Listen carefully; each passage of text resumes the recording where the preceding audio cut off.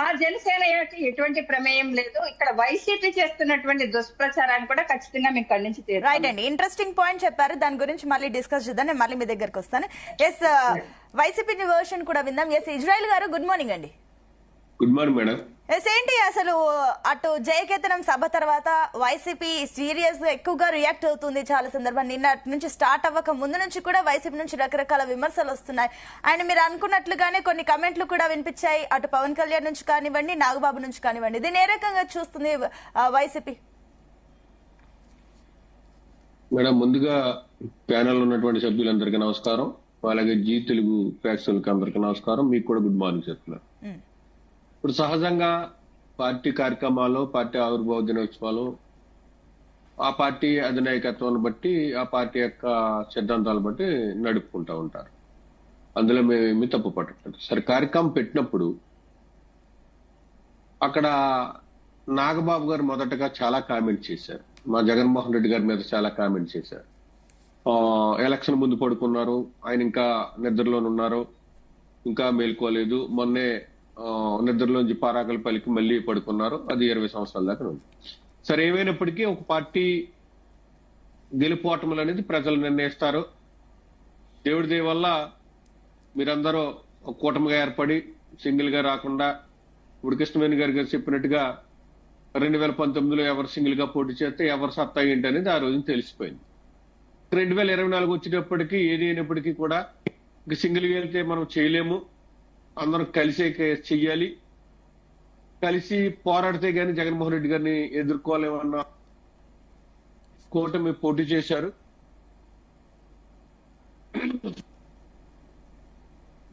సరే, ఏమైనప్పటికీ జనసేన 6% ఓట్లతోటి తన 21 సీట్లు గెలుచుకుంది. తెలుగుదేశం పార్టీ 56% సీట్లతో గెలుచుకుంది. మేమనేది ఏంటంటే, మీ కార్యక్రమాలు పెట్టుకోండి, తప్పులేదు.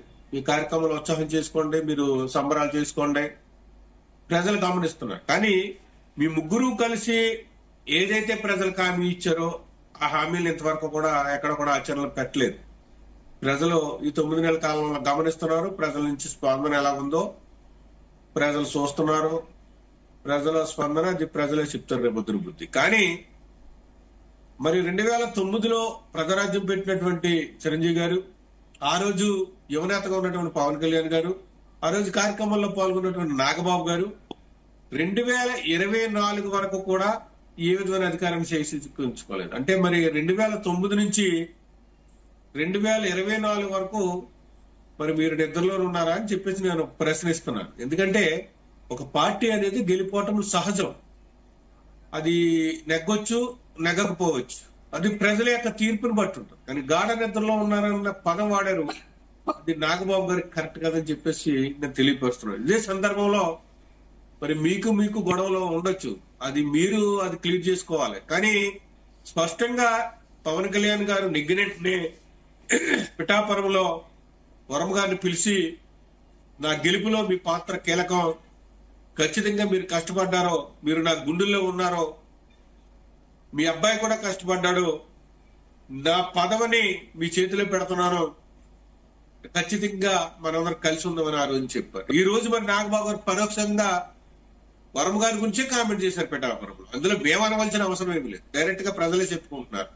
వరం గారు ప్రతిసారి నేను కష్టపడ్డానని చెప్తున్నాడు. నీ కష్టం ఏమి లేదు ఇందులో, ఖచ్చితంగా మా ప్రజలు గెలిపించారు, మా పవన్ కళ్యాణ్ ఇమేజ్ ని బట్టి గెలిచామని చెప్పి. అంటే వరం గారిని ఖచ్చితంగా అక్కడ కించపరుస్తున్నారు, వరం గారిని డమ్మింగ్ చేస్తున్నారు. ఎందుకంటే వరం గారు లేకపోతే అక్కడ కూటమి లేదు. ఎందుకంటే అంత బలమైన వ్యక్తి, గతంలో ఎమ్మెల్యేగా పనిచేసినటువంటి వ్యక్తి. అటువంటి వ్యక్తిని నాగబాబు గారు అలాగా కామెంట్ చేశారంటే అది ఖచ్చితంగా కించపరిచే విషయం.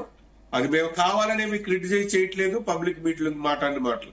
ఇకపోతే పవన్ కళ్యాణ్ గారు చెప్పారు, సీఎం కావాలంటే తండ్రులు సీఎం కావాలా, బాబాయిలు కేంద్ర మంత్రి కావాలా, లేకపోతే ఇంకో అత్యారాజ్యం కావాలని. సరే, ఖచ్చితంగా కావాలి. కానీ ఒక ఎమ్మెల్సీ కావాలంటే కనుక తమ్ముళ్ళు డిప్యూటీ సీఎం కావాలి. ఆ డిప్యూటీ సీఎం ద్వారాగా మరి ఖచ్చితంగా ఎమ్మెల్సీ అవ్వాలి. అది మాత్రం వాస్తవం అని చెప్పేసి ఒప్పుకోవాలి. అది మాత్రం ఖచ్చితంగా నేను గంటబద్ధంగా చెప్తుందని చెప్పేసి మీకు తెలియపరుస్తాను. అంటే ఇజ్రాయెల్ గారు, ఓకే, మీరు బాగానే ఇదంతా చెప్పారు, ఓకే, దాన్ని మీరు సమర్థిస్తున్నా విమర్శిస్తున్నా. ఒక విషయం పక్కన పెడితే కూడా అటు వైసీపీని కూడా చాలా ఎక్కువగా కమెంట్లు చేయడం జరిగింది. అండ్ ఇంకొకటి సీఎం కావాలంటే బాబాయిలు చంపాలి, ఇలాంటి అంశాలు కూడా తెరపైకి వచ్చాయి. దీనికి ఏ రకంగా సమర్థిస్తారు? అంటే ఎందుకు గతంలో మీరు 151 సీట్ల నుంచి కేవలం 11 సీట్లకు పడిపోవడం అండ్ ఇప్పుడు ఇలాంటి విమర్శలకు కూడా చూస్తుందంటే ఏంది అసలు మీ మెయిన్ రీజన్ ఏంటి? వైసీపీ ఎక్కడ బోల్తా పడింది అనుకోవచ్చు?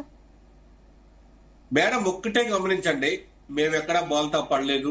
మేము సంక్షేమ ఫలాలు అందరికి అందించాం. పొలం చూడలేదు, మతం చూడలేదు, పార్టీ చూడలేదు, ప్రాంతం చూడలేదు. అందరికీ మా జగన్మోహన్ రెడ్డి గారు డైరెక్ట్ గా ఎవరి ఇన్వాల్వ్మెంట్ లేకుండా బటన్ నొక్కి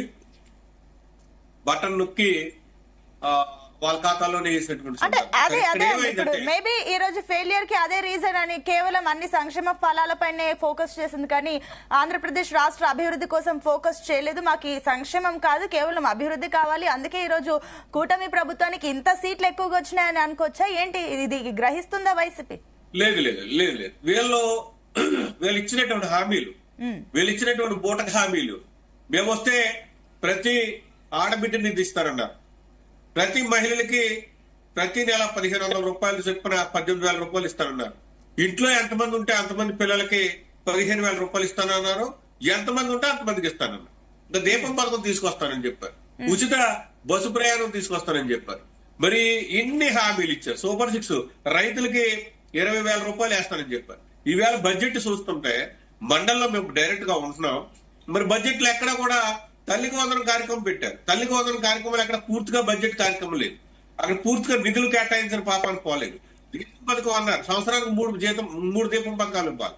ఒక్కటే ఇచ్చారు, ఒక్క పథకమే ఇచ్చారు. ఇంతవరకు కూడా 3 పథకాలు ఎప్పుడే మార్చి వచ్చేసింది. ఈ బడ్జెట్ అంతా అయిపోయింది గత సంవత్సరం.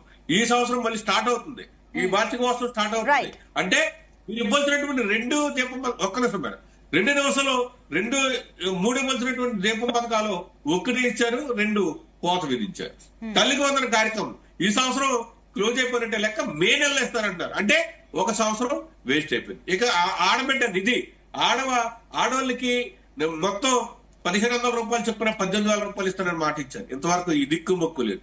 మన దీపావళికి ఉచిత బస్సు ప్రయాణం కార్యక్రమం చేస్తానని చెప్పారు. ఇటువంటి హామీలు, ఇటువంటి బూటక హామీలన్నీ ప్రజలు ఏంటంటే పెడతానంటే ఆశ, కొడతానంటే భయం. ఎక్కువ పెడతానన్నారు కాబట్టి చంద్రబాబు నాయుడు గారు, ఓహో జగన్మోహన్ రెడ్డి గారి కంటే చంద్రబాబు నాయుడు గారు ఎక్కువ ఇస్తారు అనుకున్నారు. ఇక విద్యార్థులకు వచ్చేటప్పటికి నిరుద్యోగ భృతి ఇస్తారన్నారు, 20 లక్షల ఉద్యోగాలు ఇస్తారన్నారు. ప్రతి సంవత్సరం 4 లక్షల ఉద్యోగాలు జాబ్ క్యాలెండర్ విడుదల చేస్తారని చెప్పారు.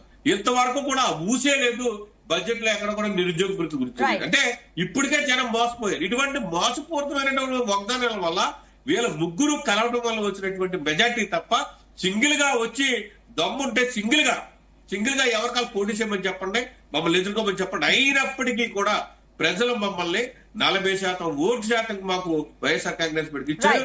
జగన్మోహన్ రెడ్డి గారు ఎక్కడికి వెళ్తే అక్కడ ప్రపంచం కింద ప్రజలు వస్తున్నారు. ఇదంతా కూడా ప్రజలు గమనిస్తున్నారని చెప్పి అందరికీ తెలియపరుస్తారు. ఓకే, రైట్ అండి, I'll come back to later. Yes, next Madhavareddy గారు. Yes, good morning. Good morning అండి. సో ఏంటి, ముందుగా మీకు కూడా కంగ్రాచులేషన్స్ 12వ ఆవిర్భావ దినోత్సవం సెలబ్రేట్ చేసుకున్నందుకు. అట్ ద సేమ్ టైం అటు జనసేన అధినేత పవన్ కళ్యాణ్ మాట్లాడిన కమెంట్స్ ని ఏ రకంగా చూడొచ్చు? ఏంటి 4 దశాబ్దాల టీడీపీని నిలబెట్టామని అటు deputy CM Pawan Kalyan comments ని ఏ రకంగా చూస్తున్నారు? అండ్ అదేవిధంగా నాగబాబు కమెంట్స్ ని ఏ రకంగా చూస్తున్నారు? ఆయన గెలిచారు, పవన్ కళ్యాణ్ ఈ రోజు గెలిచారంటే ఎవరో అనుకోవడం అది వారి మూర్ఖత్వం అన్న కమెంట్స్ వినిపిస్తున్నాయి. దీనికి ఏమంటారు?